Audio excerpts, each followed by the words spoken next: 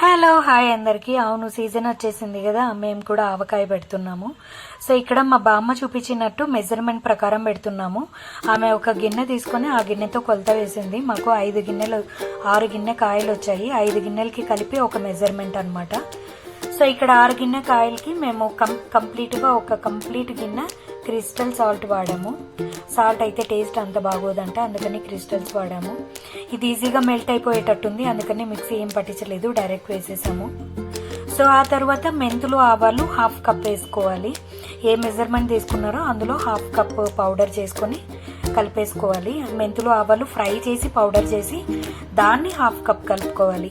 So కారం చూపించినట్టు 1 full cup అనమాట. మాకు 6 గిన్నె కాయలు వచ్చాయి కాబట్టి సో మేము అన్ని కొంచెం కొంచెం ఎక్స్ట్రా వేసాం అంతే. సో 5 గిన్నెలకు కలిపి ఒక మెజర్మెంట్ ఉంటుంది.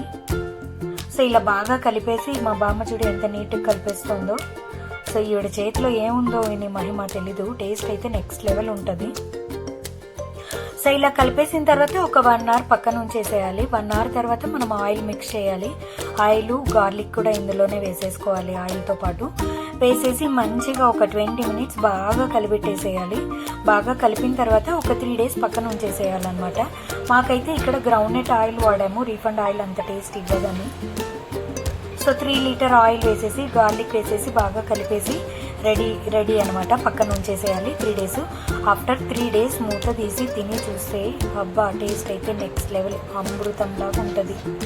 That's all this video. Thanks for